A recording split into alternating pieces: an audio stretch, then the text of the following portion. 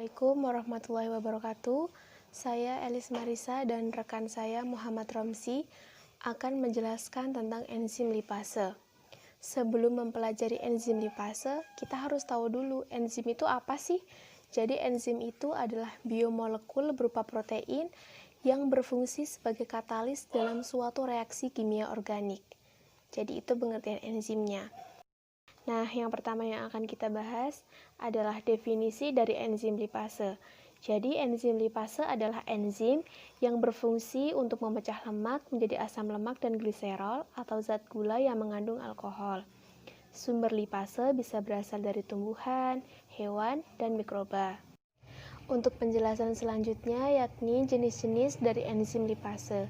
Jadi, enzim lipase utama yang terdapat pada manusia itu tidak hanya satu jenis, melainkan ada 3 jenis. Yang pertama adalah lipase pankreatik, yang kedua lipase lambung, dan yang ketiga lipase lingual. Yang pertama adalah lipase pankreatik. Ini enzim apa sih? Jadi, enzim lipase pankreatik itu adalah enzim yang diproduksi dan dilepaskan dari pankreas. Nah, fungsi dari enzim lipase pankreatik ini adalah mengurai molekul-molekul lemak yang diserap dari makanan dan dipecah menjadi monogliserida yang lebih mudah diserap tubuh. Jenis enzim yang kedua adalah enzim lipase lambung. Selain di pankreas, enzim lipase juga disekresikan oleh lambung melalui sel peptik atau sel Schiff. Bersama dengan enzim lipase dari mulut, lipase lambung membentuk lipase asam yang tidak memerlukan asam empedu dan kolipase atau aktivitas enzimatiknya berkebalikan dengan enzim lipase pankreatik. Untuk enzim lipase yang ketiga adalah enzim lipase lingual.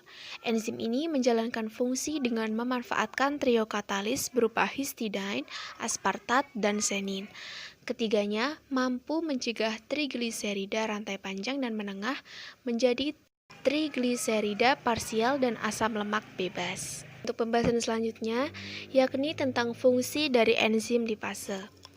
Setelah mengetahui 3 jenis enzim lipase utama pada tubuh manusia, kita juga perlu tahu apa sih fungsinya enzim lipase ini. Kita ambil contoh, yang pertama adalah berfungsi untuk mencerna lemak. Sebagai salah satu dari 3 enzim utama pencernaan, lipase bertugas mengubah lemak yang dikonsumsi melalui makanan menjadi senyawa yang lebih sederhana agar dapat diserap oleh tubuh. Fungsi dari enzim lipase yang kedua adalah menjaga kesehatan pencernaan. Enzim lipase bekerja sama dengan 2 enzim yang lainnya, yaitu amilase dan protease dalam proses pencernaan makanan. Untuk lipase ini bertugas mencerna lemak, sementara amilase mengurusi karbohidrat dan protease memecah protein. Fungsi dari enzim lipase yang ketiga adalah membantu menurunkan berat badan. Beberapa penelitian menunjukkan bahwa enzim lipase dapat berfungsi sebagai indikator keberhasilan penurunan berat badan pada penderita obesitas. Bahkan, penelitian juga menemukan cara membuat lipase sintesis yang dapat bekerja 3 kali lebih kuat dan mampu meningkatkan pencernaan lemak hingga 45% dari kondisi normal. Penjelasan selanjutnya terkait dengan ekstraksi enzim dan karakteristik dari enzim lipase akan dilanjutkan oleh rekan saya Muhammad Romsi. Di sini saya akan melanjutkan pemaparan dari Elis Marisa. Selanjutnya adalah ekstraksi enzim lipase.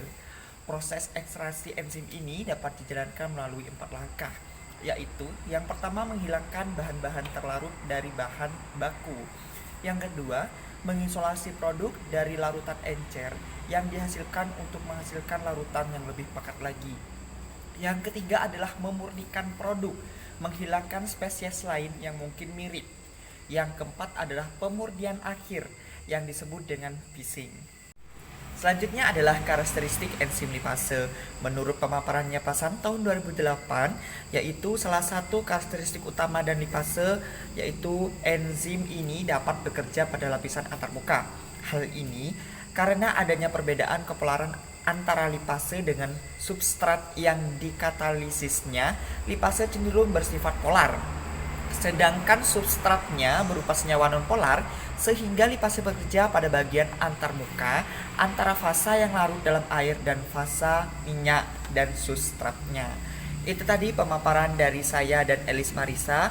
Mohon maaf jika ada salah kata. Saya Muhammad Romsi dan teman saya Elis Marisa. Saya akhiri. Wassalamualaikum warahmatullahi wabarakatuh.